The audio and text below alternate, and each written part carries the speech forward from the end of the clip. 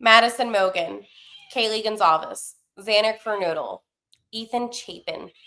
Names of four beautiful souls who had families and friends and ambitions, who were about to go on their journey in adulthood, who were at home after a night out, most of which were sleeping, were murdered, mind you, in their own home. Today I'm going to be talking to you about the Idaho 4. And this has been a case that I have been following since it happened. I'm from Pennsylvania. I am not from Idaho. However, their murderer, the sick and twisted, as Ashley Banfield called him, Bryan Kohberger, is from Pennsylvania, about an hour and a half away from where I live. And monsters like him do not, and let me repeat, do not deserve to have deals made, do not deserve to be in control of the court. Monsters like him don't deserve anything. I am going to talk to you about what happened on that night. I'm going to talk to you about what happened after that night, because this case is almost 3 years old now. And as of yesterday, Kohberger pled guilty to the murders of Maddie, Kaylee, Xana, and Ethan. And in my opinion, it is not good enough. Nothing will bring them back. We know that. But a monster like him, who took 4 lives, 4 innocent lives, gets life in prison. He doesn't get a trial. There's no potential possibility for him to get the death penalty, which is what some of the families wanted. And we're going to get into that. But first, let me take you back to 11/13/2022. So there is no easy way for me to talk about this case because it is graphic and it's horrifying and it's chilling, and it's one of those things that just sticks with you because of how horrifying it is. Kaylee, who recently was back home after college, decided to visit her best friend, Madison Mogan. And they did live in this house at the same time together. And Kaylee got a brand new car and she was so excited, to show everybody. I'm sure you've all had like a big purchase, and the first person that you want to show is like your best friend. We've all been there. And that's how Kaylee was feeling. Kaylee, by the way, had a dog named Murphy. So Murphy was there. And her and Maddie were inseparable. I watched so many interviews from the Mogan family, from the Gonzalez family, talking about their close friendship. They were sisters. And it truly was one of those friendships that you could tell how special it was through the photos. And I'm not just saying that, like, you really could. And they went out to this bar called the Corner Club. And after that, they went to this grub truck. And the grub truck, I didn't know that trucks do this, but apparently they had a live Twitch stream. So you could see the girls laughing, ordering food, and it just seemed like a typical college night out. Now for Xana and Ethan, they were a couple, by the way. They were at a Sigma Chi, which is a fraternity, party. And there was 2 other roommates, Dylan and Bethany. And they are victims. And I want to reiterate that. They are both victims. Because there was all these crazy conspiracies saying that they were in on it. That is not true. They are victims. Okay? That's a fact. They are victims. So Xana and Ethan, I believe, were the first to come back. And then Kaylee and Madison came back later. And what do girls do when they had a couple of drinks in them? They call their ex. And that's what Kaylee did with her ex-boyfriend, Jack. I think it was like 12 times maybe. But yeah, like just things girls do. They go to bed.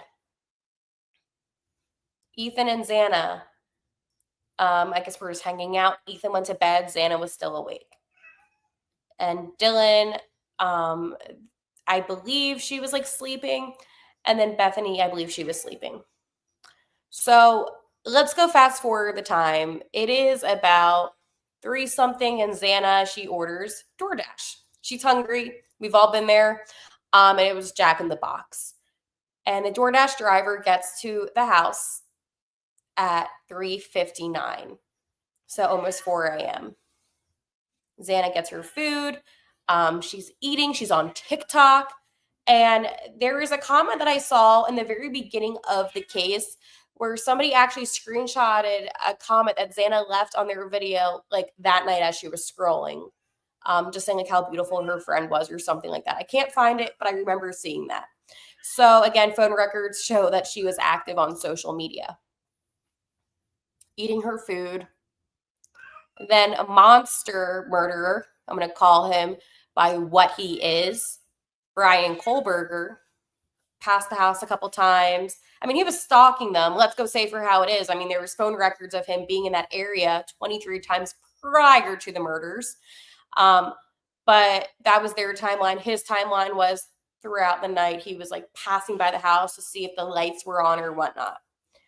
He goes to the house. He parks in the back lot, which we just found out for the first time yesterday. And he enters through in the kitchen. They have a sliding glass door, and that's how he entered the residence, which is already a crime as it is. I'm just saying, and he did get charged with that, but still sick and twisted. So the first thing that he does, and I'm not going to get into too many details, but he does go upstairs to the 3rd floor because that's where Madison's room was. We don't know if he had an intended target or not. It could have been Madison and Kaylee together. It could have just been Madison, Kaylee. We don't know. That's not the point. Okay? Madison, I'm not going to get into details. Madison was the first one that he murdered. Then it was Kaylee, and she put up a fight. And then Xana, mind you, she is still awake. She was eating, and I guess she heard some noise. We don't know necessarily where they interacted. However, they did encounter each other. And by the sounds of the prosecution, it didn't seem like Xana was somebody that he intended to kill. But with premeditation laws in Idaho, even if you think for 1 second, that counts as premeditation. So he then attacks Xana, murders her, actually. Let me go say for how it is. I guess he follows her back to her room where, as I mentioned prior, Ethan was sleeping. And in his sleep, he murders Ethan. Now, Dylan, the roommate, she's hearing noise. What's going on? She opens her door and she sees him, and she's able to identify his bushy eyebrows as he then exits the residence. That sums it up. I'm not getting into details because, again, disgusting. After the murders, Bethany and Dylan scared. I mean, I can't even imagine. I feel like people always hear of like flight or fight. There's also something called freeze, where you're in denial. You're trying to come up with like a rational explanation. Who was that guy? What was that noise? You don't necessarily want to come with the conclusion of, oh, my roommates were murdered. Again, they are victims, and I will stand by that one because it's the facts. It's 9 a.m. Bryan Kohberger drives to the house to see if anything's happening, and there was no police, nothing, because Bethany and Dylan were still in Bethany's room, hiding essentially, right? Kohberger goes back home to Washington, again, crosses state lines, another murder, another crime, right? Because he committed a crime across state lines. And he takes like this very creepy selfie. I'm not inserting it because we don't need to see him, but he takes a very creepy selfie in the bathroom of his residence. Yeah, it's a lot. And again, we don't know all the details, but apparently the day after, he was just driving all around, probably dispose of the murder weapon. It was a K-bar knife, but he did leave the sheath underneath Madison's Mogan's body, or next to Madison Mogan's body. It's around noon, and I'm sure you've heard that 911 call. And Hunter and Emily, friends of Xana and Ethan, came over to the house because Dylan and Bethany were calling for them too, because none of the other roommates would answer. And Hunter, you could hear him saying, "Get out, get out," because he saw what happened, at least with Xana and Ethan. He didn't go upstairs because Xana, I didn't know if I mentioned this, her bedroom was on the second floor. So it was scary because I remember at that time, nobody knew who it was. There was no reason to know. Idaho wasn't like that. And it just seemed so random and so aggressive. It just was a very, very scary crime to happen to anybody. But we've all been in college. We've all maybe shared residences with somebody else. And it just was something that a lot of people could relate to. Not the murders, but just a community sense. Like we've known people who lived in houses off campus. Like it just was one of those cases where it was real. And for about 6 weeks, people were speculating. I was actually on a Facebook page group, if I can speak, called Discussion Case for the Idaho Murders. And there was this account named Papa Rogers, who I still suspect that's Bryan, because some of the comments that this account left were, oddly enough, something that the murderer would say, or only the murderer would know. Fast forward, Bryan gets arrested in Pennsylvania. His dad flew out to Washington. They drove home back to Pennsylvania during the holidays. Again, I'm only saying facts. I can speculate and I could say maybe his sister sent the tip in. I don't know. However, what I can say is that is a fact that he did get arrested and got brought back to Idaho. For the past 2.5 years, it's been pretty known that there's going to be a trial for this case. He didn't plead guilty. He didn't even say, I'm not guilty. He stayed mute, which presumes innocence. Time goes by. There's pretrial hearings. There's attempts to delay the trial. There's all these things being thrown. The trial was supposed to begin August 11th, and then it got moved to August 18th because they had to do questionnaires for the potential jury members, and they had to do selection. Again, they summoned thousands of people because of how high profile of a case this is. And Bryan, earlier this week on Monday, pled guilty. He not only did this almost a month before the actual trial, he did this so the death penalty would be taken off the table. So Bryan Kohberger gets to live because he was afraid to die, which is a crazy thing to think about. So again, I'm only saying based off of things that I know. Steve Gonzalez, who I mentioned prior, who is the father of Kaylee, who is a great advocate, by the way, for his daughter. And she would be so proud. And he was insinuating that the prosecution didn't talk with the families. Now, I know that the Mogan family and the Chapin family were in favor of the plea deal, while the Cornoto family and the Gonzalez family were not. So again, the families were split, which again, everyone is entitled to their choice and decision. None of them are wrong, okay? I want to say that off the bat. None of them are in the wrong for what they felt like what was best for them. What is wrong, though, is one, if the prosecution did not inform the victims and the families prior to talking with Bryan and his legal team, which included Ann Taylor and such, which their whole relationship is weird. I don't want to speculate. I'm just going to leave it at that. Another thing, what is the point of the death penalty if a monster like Bryan Kohberger, who showed no emotion, who sounded proud when he was pleading guilty of the crimes that he committed, what is the point? What is the point? You can take 4 lives. You can drag out a potential trial for 2.5 years for you only to plead not only pleading guilty, not only wasting all these people's times, but trying to be in control. It makes me sick. Monsters like him make me sick.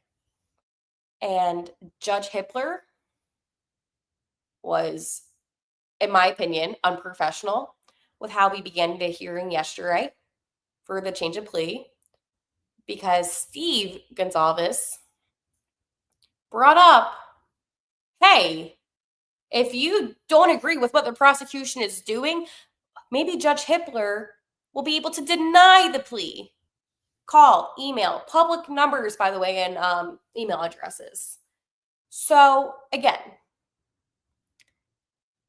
this is one of the most tragic cases, not because Kohberger was this, great murderer. No, he is stupid. It's a tragic case because a complete moron, a complete loser, a complete nobody thought he was smart enough to take the lives of 4 innocent, beautiful people. And that's what makes it upsetting, even more so. Now that obviously any crime against anybody is not good, but this guy thought he was like Ted Bundy, and I'm like, no, actually, full offense. Who the hell is Ted Bundy, right?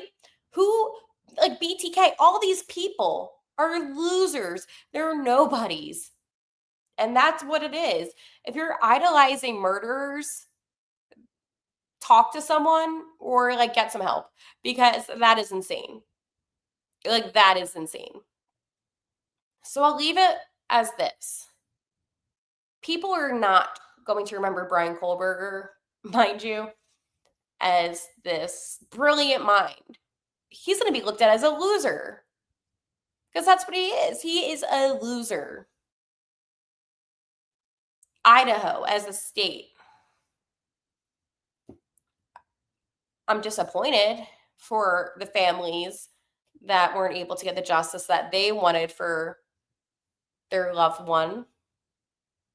And then on the other hand, I'm also, I don't want to say happy is not the right word.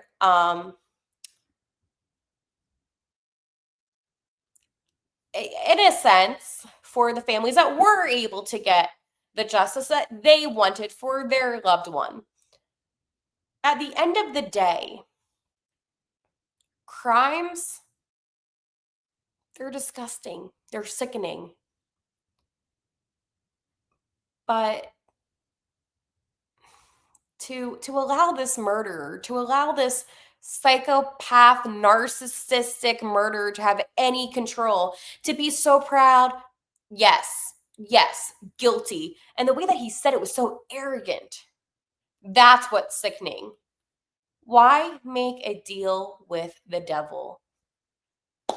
So his life can now be paid for by the taxpayers of Idaho?